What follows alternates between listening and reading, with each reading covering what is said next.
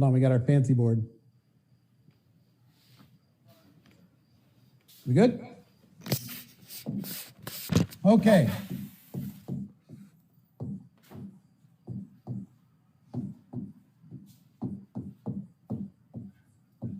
You're going to use this hashtag GoPro challenge. Number one, think of a person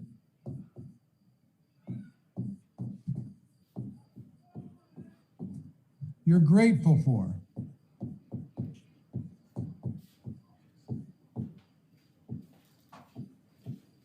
Okay, can you think of a person that you're grateful for? Somebody that's been important in your life, somebody who's made a difference, somebody who's helped you, somebody that they might not even know that you're grateful for them, or maybe you haven't told them recently that you're grateful for them, or maybe you're grateful for something they did in the past, or maybe it's something they did yesterday. Whatever it is, I want you to think of somebody right now. I want you, second, post a photo of them during this training and tell the world why you're grateful. Why are you grateful for them? And number three, at the end of the post, write these words. Who are you grateful for?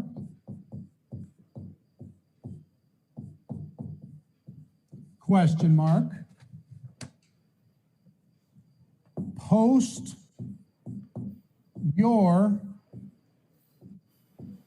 hero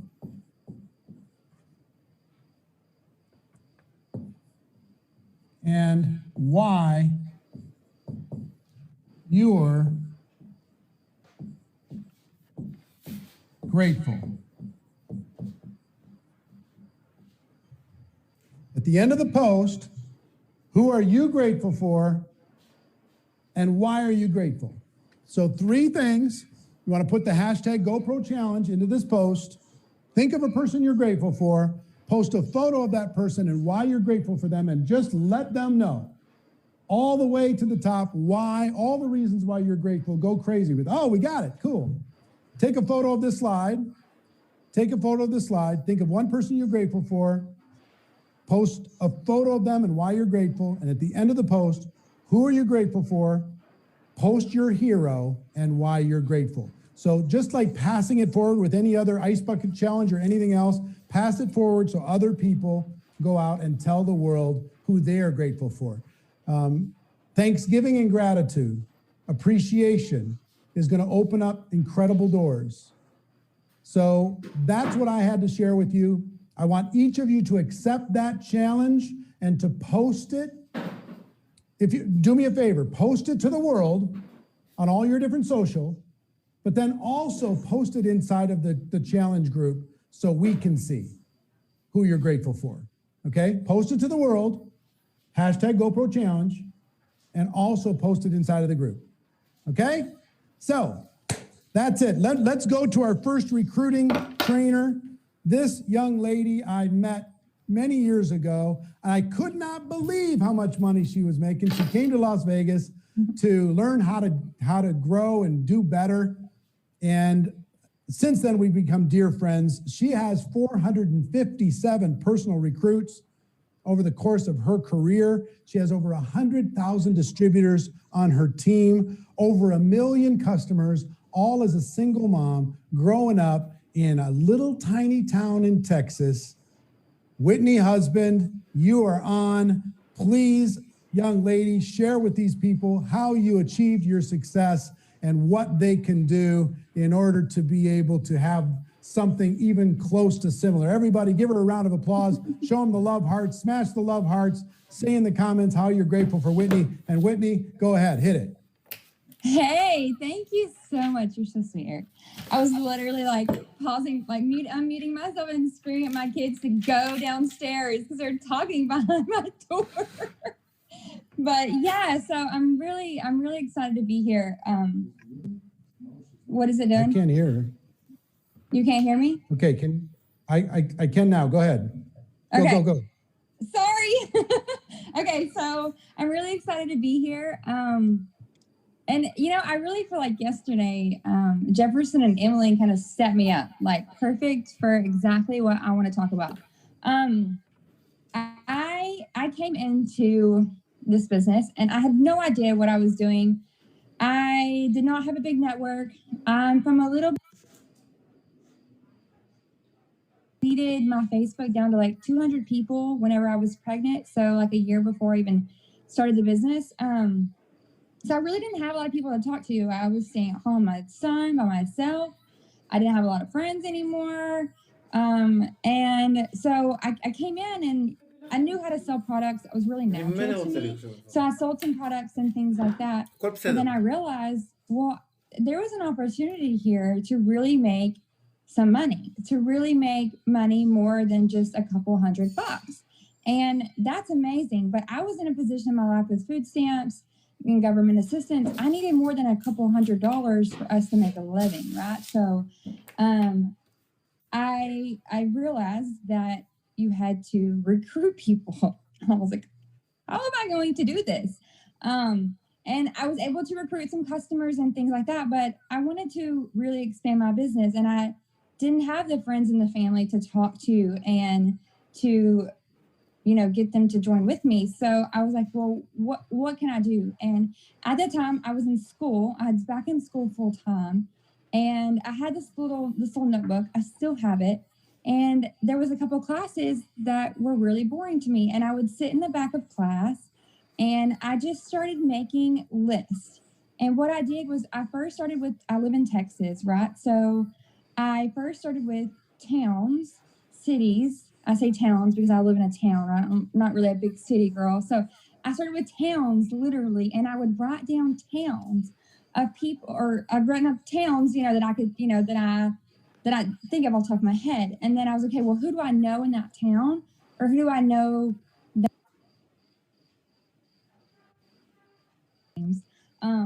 and then I started contacting them. Okay. So I started contacting them, telling them about this business, and I really wanted them to do it with me.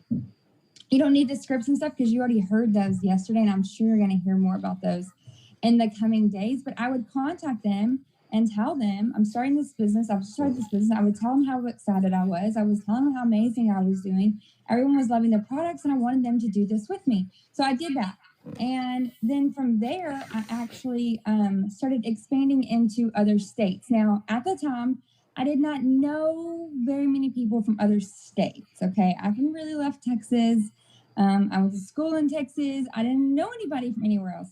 So I actually went to Facebook, and I would sit in the car with my family. I'd be like, give me a state or give me a city and a state, right? And I would go to Facebook and I would look for groups. Okay. So back then you could find these groups from different areas, right? And I would actually join those groups, and then I would start networking in those groups, adding those people to my Facebook, and then reaching out to them. Okay. So this is, a huge opportunity for you in your area and things like that. And that blew my business up so fast. And so what I was doing, I was getting them, I wasn't promoting my business or anything in those groups. I was just networking and meeting people. Okay. So for me, and it can be things that you love, right? So I like to network with like-minded people. So I have a farm, okay? And I have 50, 60 something chickens, okay? For real. And I'm obsessed with them. It's something I started right before COVID hit. And so it's been, and I was pregnant as well. So it's been a life-changing thing for me that I had something to do during this time. So I started with these chickens. So I have chickens, and I'm in these chicken groups, right? And I've been networking in chicken groups, and I'm in local chicken groups, and I'm in national wide Easter egg or chicken groups because I need to learn about Easter eggs because I have a lot of those, right? So I'm in all these different groups. And then also I have other animals. So I'm meeting people and building connections through the other animals and things that I have, right? So I'm meeting these people and I'm getting them to my Facebook.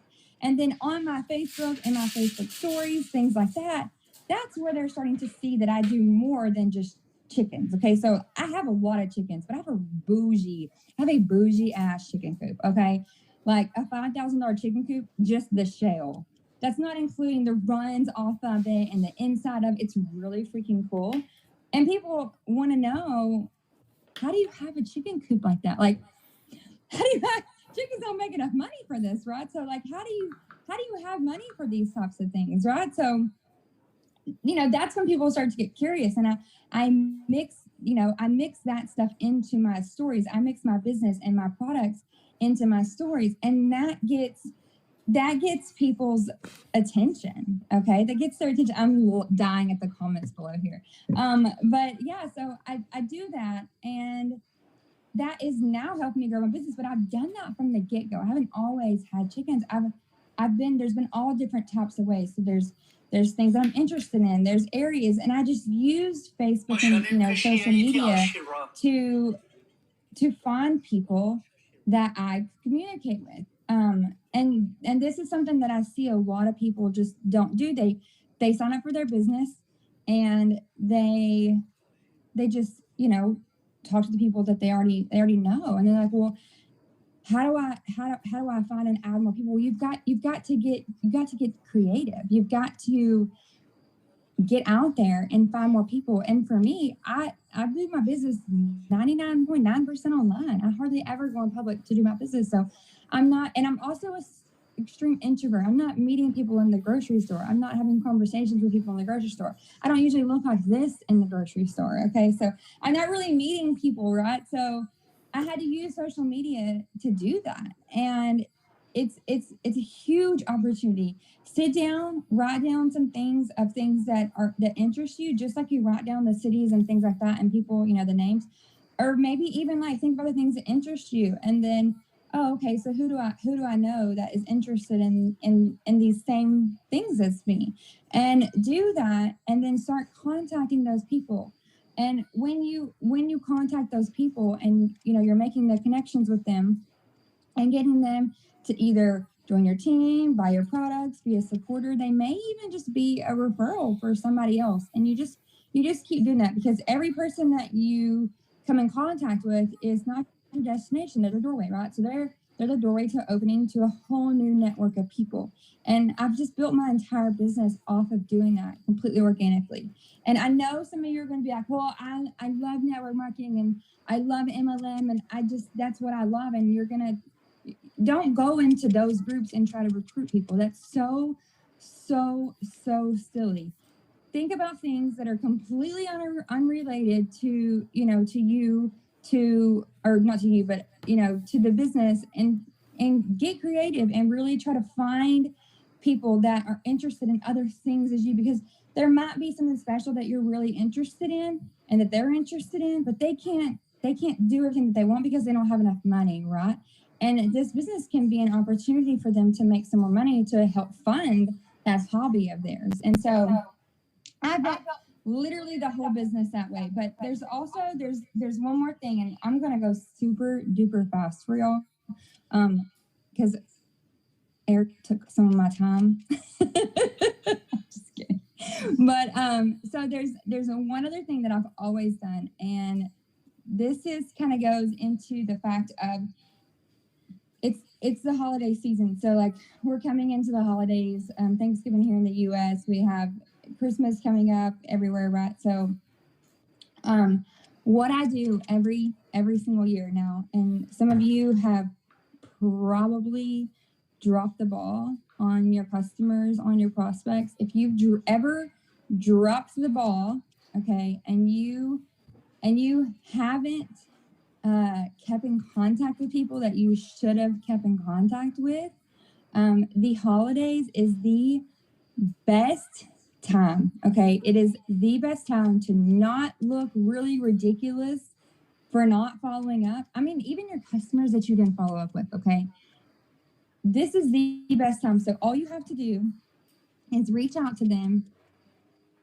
thank them for supporting you. Thank you for whatever support they did for you and for your business. Wish them and their family a happy holidays, a Merry Christmas, a happy Thanksgiving, a whatever. Wish them that, right? And be and be genuine and thank them. And that is going to give you an opening for more conversations to come after that. Okay, it's going to get them seeing your stuff. It's going to get their conversations coming, because there are so many times that we drop the ball and then we look silly if we try to come in behind there and message them, oh, I'm sorry. And you should say, I'm sorry I have not, contacted you, but if you don't have like a reason at all, it kind of looks suspicious. And so this is an easy way to really just be like, you know what, I messed up. I haven't contacted you. I'm so sorry. But I appreciate you. I appreciate you for supporting my business. Blah, blah, blah, blah. Merry Christmas. I hope you have an amazing New Year. Just all those different things that you can say to them to get that conversation back flowing, and then have conversations with them. And you never know, there might be something that you can offer to them that will be a benefit to them coming up, in the next few months, or the next year, or the new year, or whatever it may be. So those are two things that are really important to me, that are really good, simple ways that are duplicatable, that you can not only build your business, but you can teach it easily to other people and get them to have some ideas and ways to build their business as well. So thank you. Thank you so much for having me. I see you, Eric. I see you there now. I'm hurrying. No, But you did just a fantastic job. Thank you so much for sharing. And I know when we go backstage, there's a bunch of people who have questions about the different approaches and tactics that you've used. So I'm excited for you to be able to answer some of those questions when we go backstage in just a little bit. But thank you for doing this. Just so you know, this young woman is making over $1 million a year in network marketing. She did it by herself. She didn't need anybody. I mean, she worked with a lot of people, but she made it happen because she found a vehicle, she found an opportunity, she was willing, she was coachable, and she was hungry, and she took charge of her life, and you can do the same thing. Whitney husband, thank you so much for sharing your wisdom. The next two people, it's a husband and wife, they actually met inside of this profession. They're also $1 million a year earners, over 321 personal recruits, over 30,000 distributors, over 500,000 customers. They're going to talk about how to get immediate yeses in recruiting. If you'd like to learn how to get an immediate yes in recruiting, I want you to type the word yes into the comments. Type the word yes into the comments if you want to get immediate yeses in recruiting. And I'm going to pass it over to Sarah and Tony Zalecki and let them train your butts off. Good, guys, go ahead. Awesome. Hi, everybody. Good to see everybody. We are well, we promised we weren't going to say excited, but we are so excited to be here, right? Yeah, and here's the thing. I mean, I just got to give you some love because you guys have been playing all out and you've been all in over this challenge. And I just got to give a big shout out to our team because they are just tearing this thing up. And I mean, the results have been incredible. And here's the deal. So when I think back to when I got started in network marketing, I was working on my mom's taco truck. And my sister called us to come down and hear about this company. And I remember getting started. I was 19 years old. I had no clue what I was doing. And I didn't know how to recruit. I didn't know how to talk to people. And I was terrible at it for years. But here's one of the biggest things I want to give you just to kind of start my story is that I would tell myself every single day, I'm not good at recruiting. I don't know what to say. Recruiting stresses me out. And I couldn't get anything together. I had one person in my team, my mom, for years because I just couldn't get anything off the ground.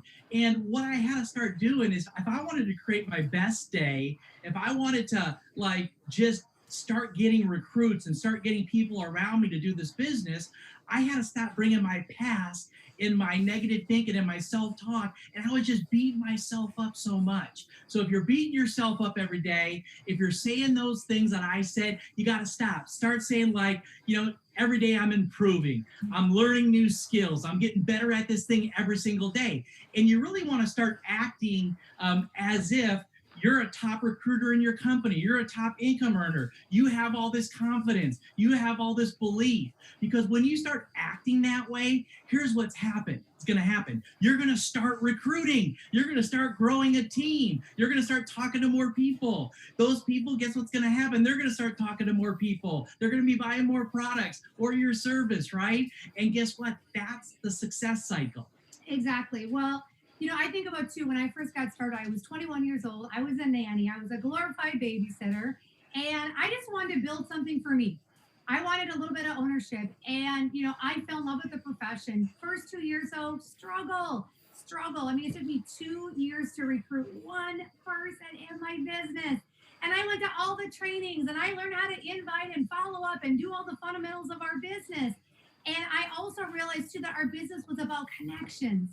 But here's what happened to me is I failed to make sure that I was connected with the most important person first, which was myself. I wasn't connected with me. I was completely out of alignment. I was trying to build my business as somebody else. I was trying to build my business as my sponsor, as my upline, as everybody else that I was seeing.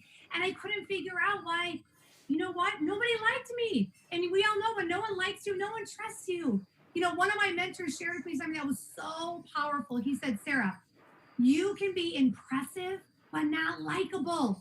You can be impressive, but not likable. And if that happens to you, you know what? You're going to have a tough time building this business. And I had a huge light bulb moment. I was like, oh my gosh. Like I had to sit down and ask myself this question. Sarah, are you okay with you? So I'm going to ask you guys this today. Are you okay with you? Are you okay with your imperfection and your flaws and your crazy quirkiness and your everything that makes you uniquely you? I needed to answer that as a yes. And the minute I answered that as a yes, guess what? I showed up in the personality that I operate every day in. When that happened, guess what? People started to trust me. People started buying product from me. All of a sudden, people started joining my business. And so we want to teach you guys today, really, how do you actually connect when you invite? We're going to walk you guys through that. We're going to give you a few little scripts, but what I want you to understand is this, is that inviting scripts are incredible, but they are the recipe, okay? Your personality, your uniqueness, your quirkiness, your kind of how you show up just as you, that's the spice. So please don't forget the spice, right? Whoever is eating something that was bland, how did it taste? Ugh, it tasted terrible, right? We want to make sure you have spice on everything that you do in this business and show up authentically as yourself, okay? So here's what we want to share with you is I know Eric, he put together and Marina an incredible list builder, right? I mean, I don't know if you guys looked at it last night. It was amazing.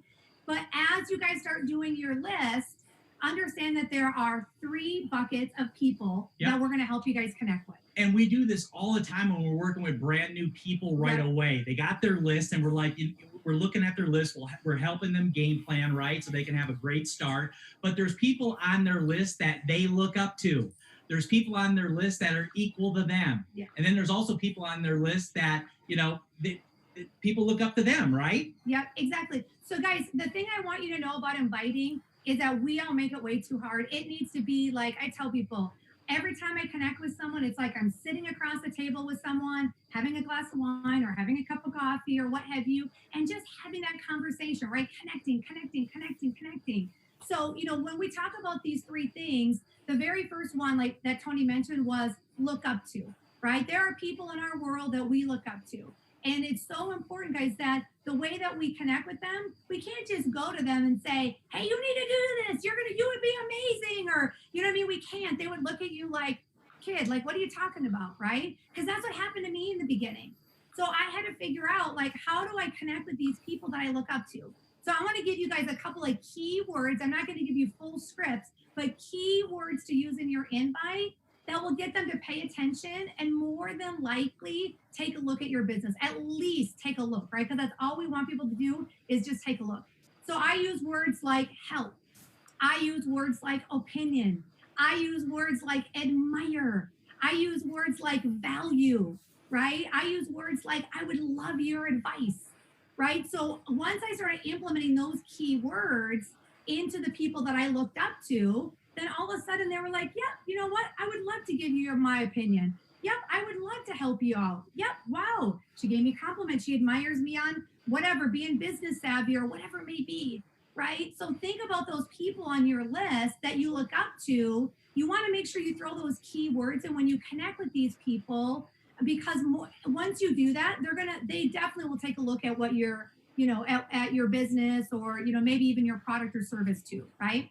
So the second type of person is someone that's the same as you, right? I always tell people a lot of times, this is the hardest. These are the hardest. These are your peer groups, right? So we like to do is I like to use the word favor, because typically a lot of people that are like my peers, we owe each other a favor from something. From one night I had to go pick them up at 1 a.m. and fix a flat tire, or somebody, you know what I'm saying, guys? Like, we have those people in our life that owe us a favor, right? But also too, it's very, very important that when you connect with people that are in your peer group, that you use the same common language that you typically use with each other. So if you say dude, still say dude. If you say whatever, right? Whatever your verbiage is on how you talk every day, make sure that you're using that.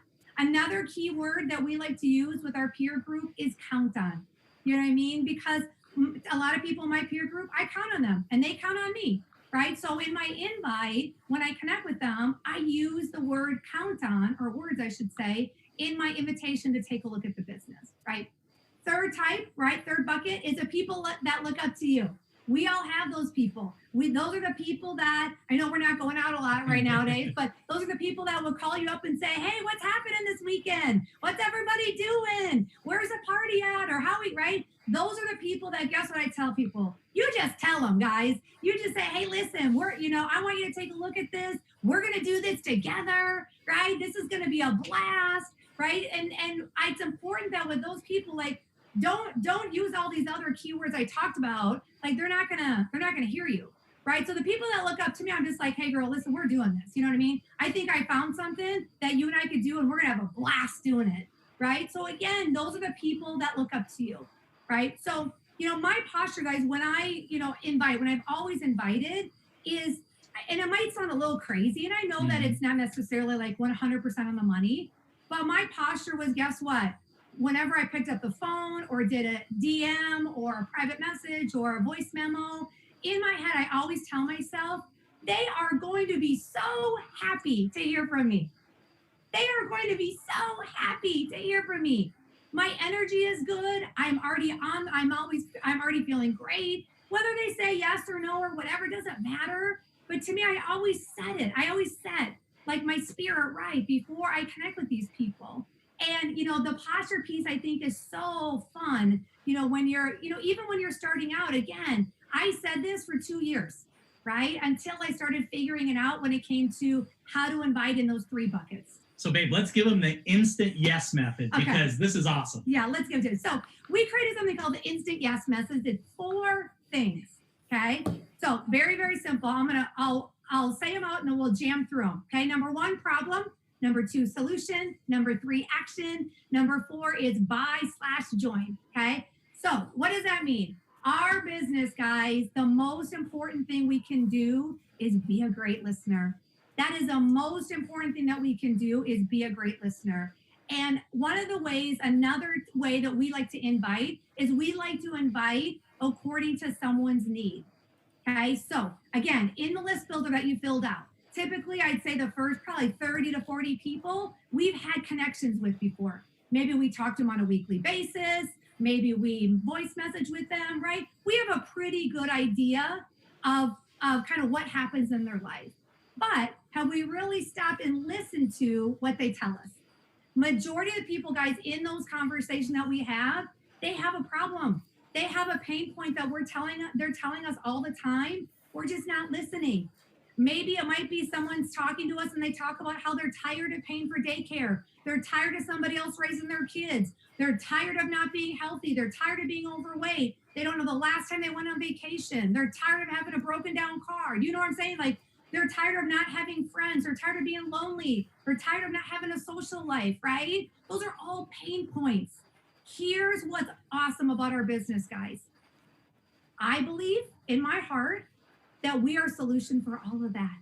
That our companies that we represent are solutions for all of that. So what's exciting for all of you guys is you now have an incredible way to invite someone to look at the business.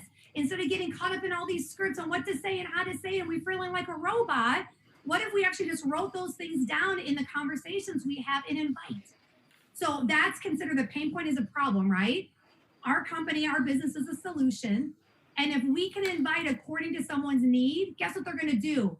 They're going to take action. They're going to take action to look. They're going to take action to look at a link, at a video, at a webinar, at whatever, right? So my invite might be really simple. If my girlfriend Amy is talking to me about how she wishes she could spend more time with her kids, guess what my invite is when I talk to her? Amy, remember when I talked to you last time and you were talking about how you wish you could spend more time with your kids? Yeah, I remember that. Well, guess what? I think I found something that might allow you to actually spend more time, right? And I keep it simple. And then I invite into the link or whatever our third-party tools are that we use with our company. So I think, for all of us, it's like I like to use when I'm doing the invite, I found something that might be able to change that or help that or solve that. And then I invite right into the tools. So I think a lot of times we make this so difficult when it comes to inviting, when it's stuff that we already know, it's already right in front of us. We just have to be a normal person and start having those conversations. Yeah, so let's give them an assignment. Here's an assignment for later, but on your wall, do a post as a great engagement post and say, when you were a kid, what did you want to be when you grew up, right? Exactly. And you know why this is cool? Number one, guys, it gets people dreaming, right? Number two, guess how many people are probably not doing what they wanted to be when they grew up, right? Quite a few, right? How many of those people shelved their dreams, forgot about it, stuff happened, crisis, life, whatever it may be, right? It's a great post to start engaging with people on the back end in Messenger, where let's say if my girlfriend Amy posted attorney, but I knew that definitely, obviously she wasn't an attorney, right? I would jump in that DM and I would have that conversation, say, Amy, no way, I didn't know you wanted to be attorney. Like, how like what happened? Like, why did you know what I mean? And all of a sudden she starts telling the story. Well, Sarah, I got married early, or this happened, or this happened, or this happened. And it just is another way of starting that connection, right? But on a much, much deeper level. I mean, every single one of us, we know, like the minute that Tony asked that question, we all knew the answer. We all remember that answer when we were a kid, what we wanted to be when we grew up. But a lot of people just are not doing that anymore. And why aren't they doing that anymore? And so what's so cool, guys, is that obviously, again, my mind is I feel that we can give someone a solution to get their dreams back, to dust it off, to maybe pursue some of that stuff that they quit chasing a long time ago, right? So the one thing you can control is the invite, right? It is the invite. It's the only thing that you can control. So we want to show you guys something because we are a big believer in analogies, okay? So how many of you guys know what this is? You guys know what this is? This is the closest thing we could find on Amazon to a bus driver hat, okay? So here's what I want you guys to understand. In network marketing, your job is one thing. You have a job description. It is called bus driver. That is all you do, okay? So what does that mean? Your company, the company that you represent, is the vehicle. You are the driver of that vehicle, okay? Some of you guys, you have a bus, but it's sitting in the parking lot. It's stalled out. It's not doing anything because you're not really inviting anybody on the bus. It's just kind of hanging out, or there might be like one guy in the bus that's got cobwebs on it. You know why? Because you're talking to the same guy every day for the last 2 years, right? Well, today that's going to change. Today, you are going to open up that door and you are going to start inviting. And that the only thing, guys, that you can do in this business is invite. You don't get to decide who gets on the bus. You don't decide who gets off the bus, right? That's part of the list builder. You don't cherry pick who gets a chance to take a look at the business. All you do is you drive that bus, baby. You drive that bus, right? All you do is you drive. And the thing that I want you guys to understand is that your job is to fill those seats, to get those seats full, right? That's why we're in this challenge. We're in this challenge because we want to invite and we want to invite and we want to invite. Here's what happens though, guys, okay? Sometimes there's people that you invite and they walk up the stairs of the bus and they walk right back off. And sometimes there's people that get on the bus, they get all the way to the middle and they turn around and they walk right back, right? Maybe they like only got halfway through your link or whatever it may be, and they got scared and they ran away, right? Sometimes there's people that actually join your business and they hang out and they sit on the bus for like 2 months and then they get off. Sometimes they even jump out the emergency exit. But guess what? That doesn't matter to you. That doesn't matter to you, because guess what you're doing? You're just driving the bus. That's your job. You drive the bus, guys. You don't decide. You just drive. So get on that bus, get the wheel, and drive that bad boy. And like Sarah talked about, just keep filling that bus no matter what. If they're jumping out the window, they're going through the emergency exit, you don't really care, because all you're going to do is keep filling that bus nonstop. We love you guys. Back to you, Eric. See, thank you. Thank you. Thank you, Tony. Thank you, Sarah. Appreciate that very much. I love your bus driver hats. That's absolutely epic. Congratulations. Great training. Hope you're all getting value. What I'm watching in the comments is, boy, they talk fast. They're like the fastest talkers in the world. One of the reasons to get the replay so you can watch it multiple times. But the 4 things: problem, solution, action, and then buy or join. Very simple process to get to yes. And then I love the bus driver piece of this. Now I'm excited. If you haven't shared yet, make sure that you share now or tag somebody in this post. This next presenter, Oprah called her a thought leader for the next generation. She was named one of the top 100 websites for entrepreneurs by Forbes.com, is the author of the instant #1 New York Times bestseller. I love the title. Everything is Figure-outable. Marie Forleo's mission is to help you use your gifts to change the world. Marie, how are you? I'm fantastic. How are you? Thank you so much for having me on today.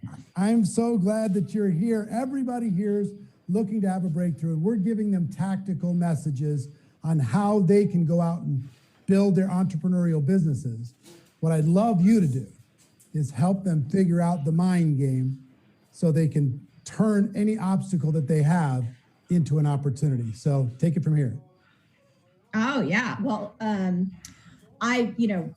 one of the things I want to start with is that all of us are going to be faced with challenges throughout our life, right? Every single stage of our entrepreneurial journey, every stage and every season, we're going to essentially face obstacles. And one of the best things I've ever learned in my life was from my incredible mom, who is still with us to this day. And I'll take you back to the story. So, my mom is this incredible human. So she's about 5'3". She's got the tenacity of a bulldog. She looks like June Cleaver, and sometimes she cusses like a truck driver. So my mom grew up the daughter of 2 alcoholic parents in the projects of Newark, New Jersey. And she really learned by necessity how to stretch a dollar bill around the block like 5 times.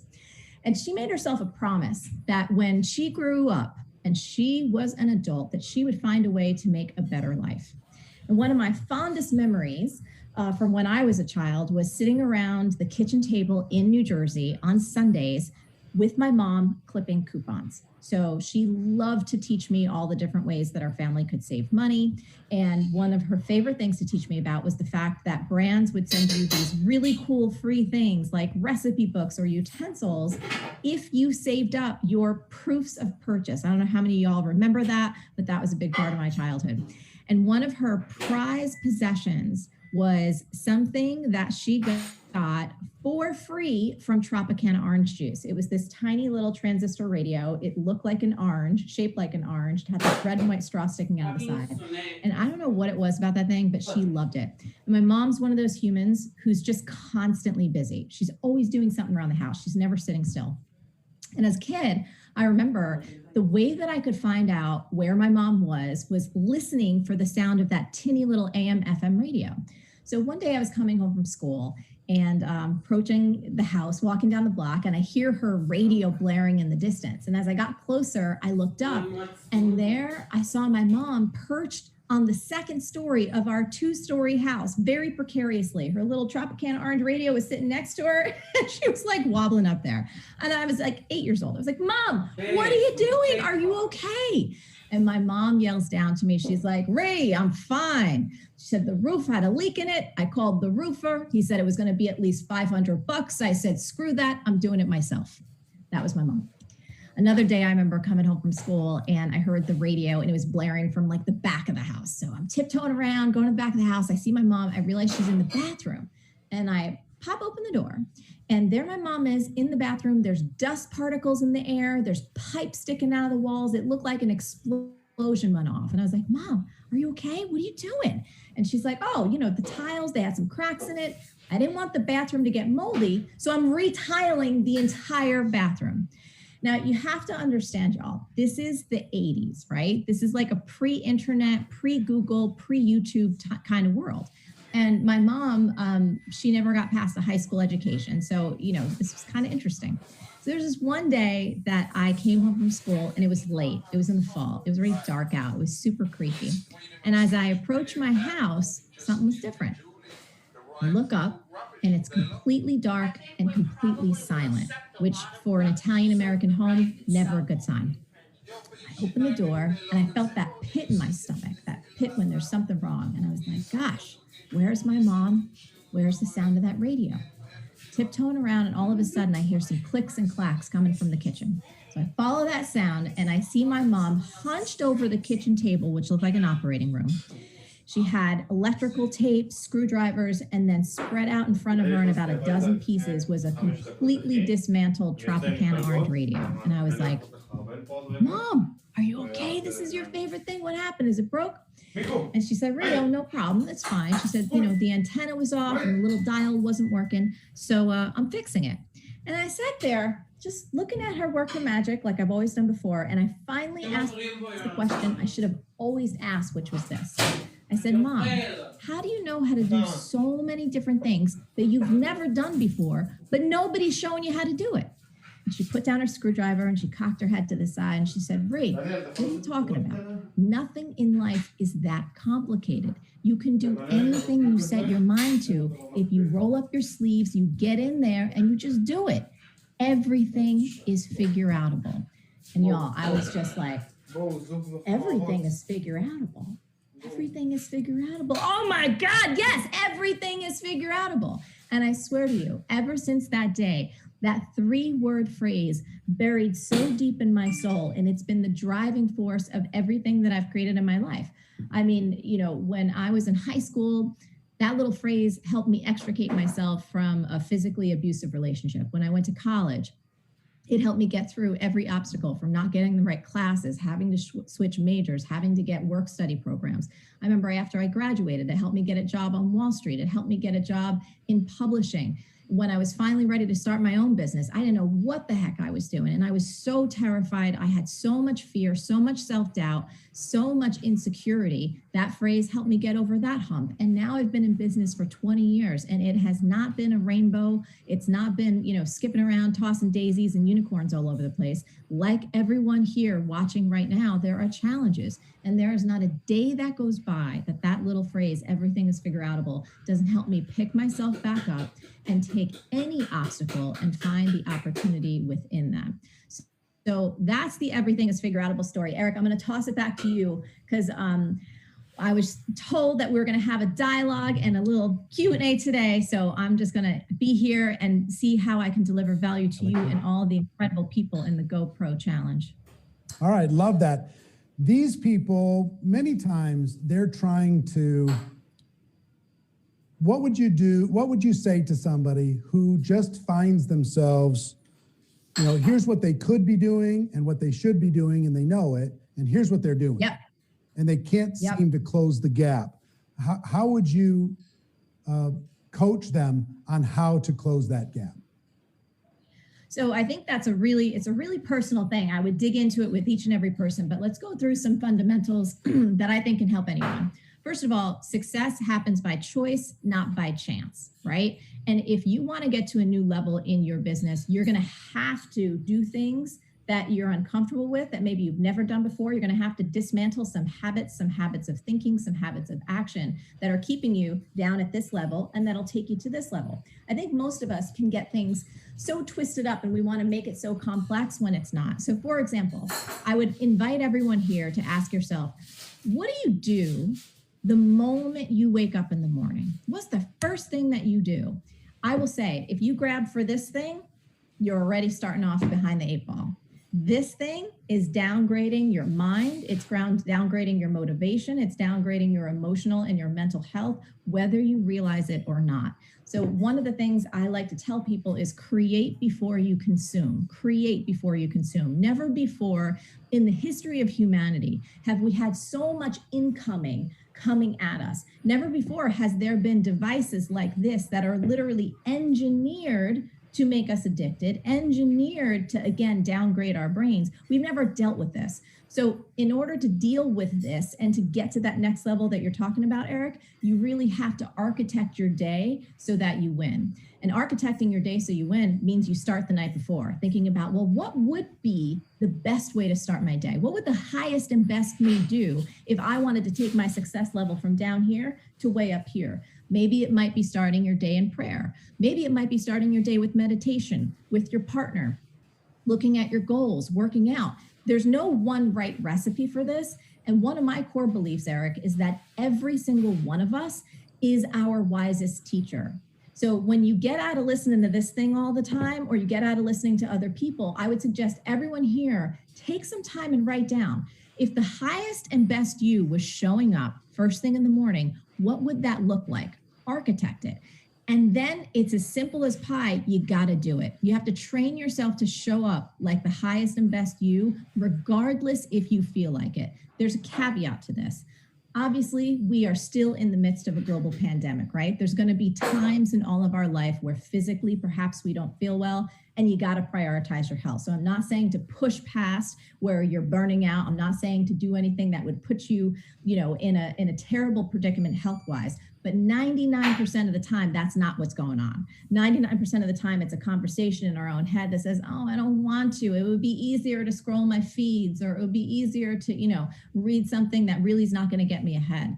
But I think this simple philosophy of create before you consume, putting yourself in the role of being a producer, being a creator, being an elevator of your wealth, your success, what's possible for others, rather than passively consuming the information of the world, passively consuming the agenda of others who show up in your email, right? Passively just receiving what the world thinks you should be, the limits it's putting on you, pressing you down.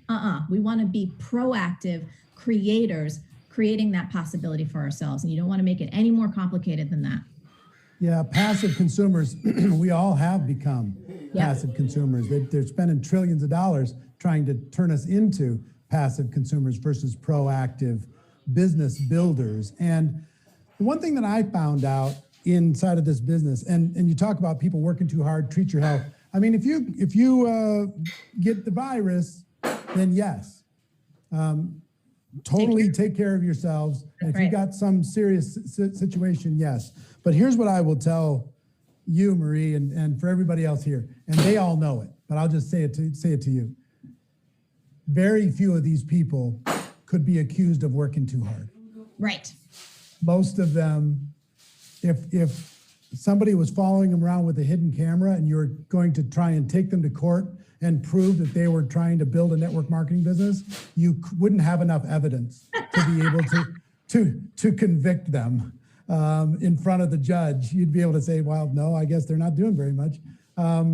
So one thing that I found out was challenging for me, because I was kind of taught to act like an employee since I was 2 years old, do as I'm told, right? And you join this thing, and you have to learn how to lead yourself, how to be your own boss.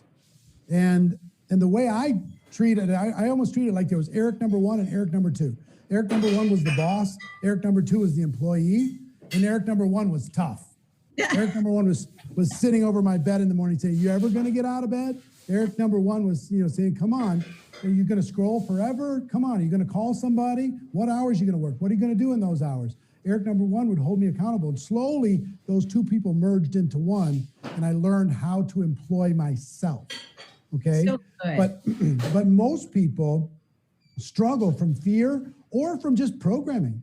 They've been doing what they're told their whole lives.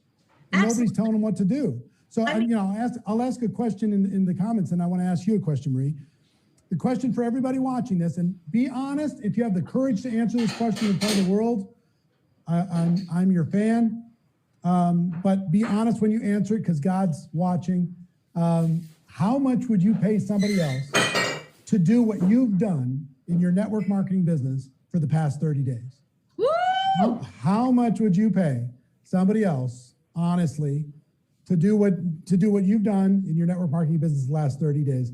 That's just a wake-up call. And all that says is, because of fear or programming, you haven't learned the skill of employing yourself yet. That's right. So Marie, how can you help somebody figure out the skill of employing themselves? Absolutely. So here's a question that helped me so much, and it still helps me to this day. You know, all of us, like, there's seasons of life, right? And we have rhythms and flows, and that's natural.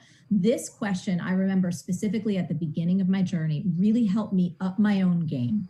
It was, how would I behave if I was the best in the world at what I did?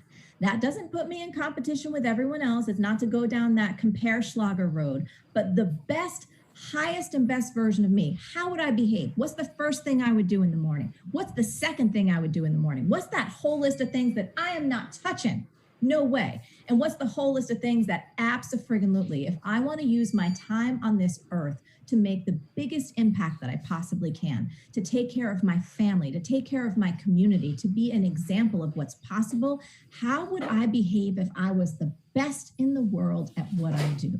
And then I want to tag off of something you said, Eric, because it was so brilliant. This is another little trick that you can play with yourself, because again, it's not one recipe. I mean, there are certainly common threads, and we can get into that and talk about it, but we want everyone listening right now, you know what you need to change. You know exactly what you need to adjust. And I always think about it like this. You were talking about, you know, if someone was prosecuting a case and looking for evidence, another frame on that is, you know, if you had a camera crew following you around all day and they were going to showcase you on the front page of the Times or any network that you could possibly imagine of, like, this is the model for what it means to be the best in the world, would you be proud of what they're capturing? Would that be okay with you? And, you know, as someone who, I've done a lot of work on video for my whole career, so I understand what it feels like to have those cameras on. And I will tell you, when you start thinking about the potential of other people looking to you as an example, of other people looking at your content, how you're behaving, how you're holding yourself, what you are doing with your time, and you understand you're an example, whether for your kids or your community or other people in your business, man, does it change things. It changed things real fast. And again, it's not about putting undue pressure on yourself, but most of us have so much more inside that we haven't tapped into yet. There's so much more possibility. And Eric, you know, you said nobody listening right now, none of us are going to be accused of working too hard. I have to say, one of the biggest things that I think my parents gave me as a gift was that unstoppable work ethic. You know, my dad was a small business owner. And I remember, Eric, there were times when his clients would have a rush job. It was a printing business, right? So it was kind of, there's a lot of manual things, and a big client would come in and there was some big challenge. And he said, you know what? We go above and beyond for our clients. So what we would do is we go into the shop and we have what we call work parties. My parents would order a couple pizzas. Again, we're from New Jersey, as Italian American, we'd have pizzas. We'd have a big boom box back in the day. And sometimes we'd wind up staying up until 1, 2 a.m. in the morning, but we'd turn it into a party. And there's no reason you can't do that now with your network marketing business. It doesn't have to be nose to the grindstone, like that. You can turn this into a money-making, world-changing party. Get your favorite playlist on. You could take a little dance break, what I do all the time, because our energy is going to dip. But it doesn't have to be disciplined in a way that makes you feel beat down. It can be energized. It can be enthusiastic. And I would argue that the more fun and joy and playfulness that you bring to that diligence every day, you're going to have so much more success with recruiting all the people on your team, because people want to be around folks that have a lot of energy. They want to be around folks that are having fun doing what they do. And in all honesty, Eric, I think that has been one of the secrets to my success. You can talk about these ideas of personal development or business development. And quite frankly, when I started out, one of the reasons why I'm doing what I'm doing was I appreciated everything that was out there already, but I didn't see anyone building in any humor. I didn't see anyone kind of making fun of themselves or being a little bit goofy or doing things like wearing wigs and doing all these sketches. I learned best that way. So I said, well, let me create it. So I think that there's so much room here to not just say, oh, I'm so bad, I'm not doing enough, but you can say, well, how could I turn this into the most energized, incredible party where I'm having such a good time that people want to join my team? They want to sell what I'm selling. They go like, what is he on? What is she? I'm going to have some of that. Whatever they're having, let me have some of that. I love that. And the whole idea of having fun. And sometimes when you're anxious, you got to like tell yourself, wait a minute, lighten up. Don't treat yourself so seriously. Just, get out there and especially as an introvert like myself, it's a little bit, I have to remind myself to do it. I don't naturally, I have to catch myself and say, hey, you got to brighten up. You got to put a smile on your face. You got to show up in the world. And for everybody that's posting all of these different things in your past 30 days, maybe that didn't make you feel very good. The question that I asked you, that was for awareness, number one. But I also don't want you to beat yourself up because you're here. You're here. You made this decision to be part of this challenge. You're here to learn. You're here to grow. You're here to get better. We're here to help you with the mindset and the strategy and to help reprogram your own mind so you can take more action and build a bigger business. So congratulate yourself for being here. Do not beat yourself up over the past. Forgive yourself for any past mistakes and move forward.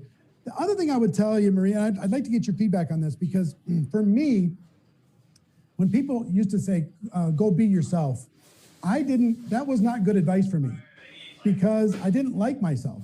So I copied other people's behavior. I almost modeled other people until I could find my own place in the world. But the other thing that was really helpful for me, and I think because I've always been a little bit rebellious to structured authority, if somebody tells me I have to do something, whether it's drive a certain speed or whatever, I'm not really good at following rules that other people give me. If I give my own rules, if it's my idea, I don't mind. But if you tell me I've got to do X, Y, and Z every day for the rest of my life, I'm now unhappy. But if you tell me, hey, here's a short-term project, just do this little project today, just this little thing, get that done, and then tomorrow we'll pick another one, right? Little challenges, that's how this 7-day challenge came about, is 7 days I could do amazing things, way more than I would have done if it was just any other day. Yep. So short-term projects helped me to focus, and they also helped me to break through and change my mindset. Has that been successful as far as you teaching people how to figure stuff out? Oh, absolutely. Well, I want to underscore something you said because I see a lot of the comments popping up where when someone says, just be yourself, how that can be such unhelpful advice. Well, what the heck does it mean if you don't know what your voice is, if you don't know what your vibe is, if all of that just makes you feel even more frustrated? I just want to go there for a second because, again, I see a lot of people saying, yes, me too. Yes, me too. So here's a couple things in terms of being yourself. This is what I found really helpful, especially when it comes to writing copy, especially when it comes to how you're going to interact with people. Of course, we want to have some degree of professionalism. That's fine. We're all adults. Most of us have that. But here's what I always use. I call it the friend filter. What are the kind of conversations that I legitimately have, the reference points, the jokes that I make with my real life friends? And I remember in the beginning, that was such a great little trick and shortcut because I had in my brain, which I bet a lot of people listening do, an idea of what a successful network marketing professional looks like, does, speaks like, dresses like, the kind of, cultural references they might have. The dog whistles. Exactly. And when I was starting my business, I remember I had a child's image of what a successful businesswoman should be. And that image had like big shoulder pads. She was going to have some big corner office with, a glass view around the city. She spoke a particular way. Everyone thought she was so intelligent and articulate. And I will tell you, Eric, when I tried to be that, when I tried to live into that, I was miserable. I didn't get any traction at all because I was trying to live into an old, outdated idea of what a successful woman sounded like and was like. And the moment I said, okay, well, I was practically crying because it wasn't working. I was like, screw that. This is the real me. This is how I actually talk to my friends. These are the jokes that I would make. If I wanted to teach someone about X, Y, or Z, or get them turned on to a particular product, or get them to try something or come join me, here's the kind of language I would use. Here's the kind of energy I would use. This is actually what my face would look like. And there would be no shoulder pads to be found. So I think for everyone listening right now, if you've ever found yourself going like, well, I don't know how to be me, use the friend filter. Think about one friend that you like, someone in your life that you love, someone that you really connect with, that you feel like, you can really pour your heart out to, and communicate from that place. Let yourself just be you. And I think the other thing, Eric, that's really important, that's been at least important for me, is to remember that you and who you are is so brilliant and so perfect, and you're not for everyone. You're not trying to reach everyone. So one of the things that I teach people, we have a program called B-School and also the Copy Cure, which is really about identifying and honing in on your messages so you can meet and reach the people that you're meant to serve, is if you're talking to everybody, you're talking to nobody. I'm going to say that again. If you're talking to everybody, you're talking to nobody. So what does that mean? It means that you have to give yourself permission and to be courageous enough to be the full you, exactly as you are, and to realize you are absolutely going to turn some people off. And that's okay. They're not your people. There is more than enough to go around. And the energy that bringing the full, unadulterated you is going to have and bring to the table, it's going to surpass any rejection. You're going to naturally repel people that aren't meant to be a part of your team, and you are going to so attract the people who you're going to have a great time with. I remember one of the things that was exhausting to me in the beginning stages of building my business was, again, because I was trying to be something I wasn't, man, my energy was going down and down and down. It was such a struggle. There was so much resistance. I felt so miserable. I felt like this fake and this fraud. And it was true because I wasn't being the real me. And again, talking about energy, everyone here listening right now, I'm sure you've got a family, you may have other jobs, you may have other things happening, and this dream of yours to take this up, you're going to need as much energy as possible. So bringing that full you to the table and not worrying if everyone doesn't like you. In fact, it's good if you repel some people. That means you're going to have so much more growth. It's going to happen so much faster for the people that do resonate with your particular style, your quirks, your energy, the way you speak, and the way you sell. Lee, that was just incredible and awesome. And thank you so much for it. Ladies and gentlemen, I want you to stay tuned for just 2 more minutes because I got a major announcement. So don't go anywhere. But Marie, we're going to continue in backstage with the VIPs and do some additional Q&A. But on behalf of everybody watching all over the world, I want to thank you for your contribution. I really appreciate it. You're amazing, and you're a superstar. Thank you so much for it. Thanks, everyone. Yes, we'll be backstage in just a second. Will you put up the slide, please? Here's some things real quick, and then I got a big announcement for you, so make sure you stay tuned. Take a picture of this slide. Take a picture of this slide. Screenshot it or take a picture of it. Number 1, the GoPro, it's not Go RPO, but GoPro Challenge. GoPro Challenge, hashtag GoPro Challenge. Number 1, use that everywhere on social. Number 2, GoPro Recruiting Challenge. With 2 L's in the challenge.com/tracker. We're going fast here, guys, so forgive us as we go. GoProRecruitingChallenge.com/tracker to record your recruiting results. Please do that every time you get a recruit.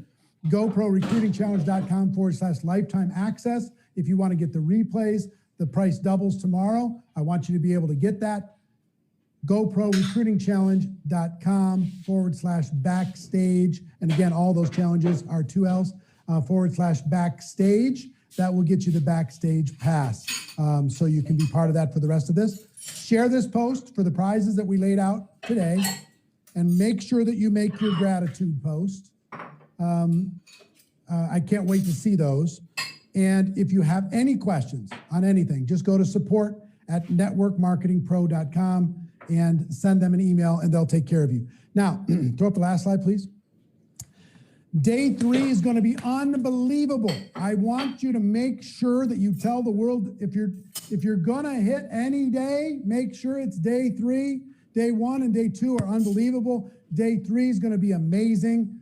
Pete Vargas is going to be sharing with you the one and the only Jessie Lee Ward. Jessie Lee, come on real quick. Turn your mic on. Turn Jessie Lee's mic on. Tell everybody what you're going to train them. You got 30 seconds. Go. Oh my God, 30 seconds is too little. Okay, let me try. I am so excited, Marie. I feel so aligned with you because so much of me authentically being me is why I have become who I am in this profession. And so many more of you need to step into that authenticity. I always talk about how we are being this diluted version of ourselves. And if you would show up as 100% instead of 20%, your business would follow suit. So tomorrow, let me tell you, I will speak clearly. But if you think the Zaleckis spoke quickly, okay, I am a directive girl. So I'm actually going to give you something right now. Can I take like 30 more seconds so I can give them an assignment now? Please just nod your head. No. Can't do it. We can't do it. We can Whatever, do fine, it I can't backstage. say it's Eric's fault. Tomorrow is going to be do this. So come ready to make money. If you're not ready to recruit, well, then you don't show up tomorrow. If you are ready to recruit, I will see you tomorrow, same Jessie time. Lee, let me ask you a couple questions. In the last 24 hours, how many people have you personally recruited? 11. In the last 30 days, how many people have you personally recruited? Over 120. Over 120 in the last 30 days. You think this woman knows how to recruit? She's going to teach you how she did that, how she recruited 11 people in the last 24 hours. Show up, get your team to show up. Do not miss this. Throw the slide back up. Epic training, Pete Vargas, Jessie Lee Ward, free prizes, surprise announcements. Spread the word. Tomorrow's going to be epic, going to be spectacular, going to be amazing. You absolutely cannot miss it. Ladies and gentlemen, that's it for today. We'll see you tomorrow. For all the VIPs, hang in there, and we're going to go backstage right now. Take care, everybody.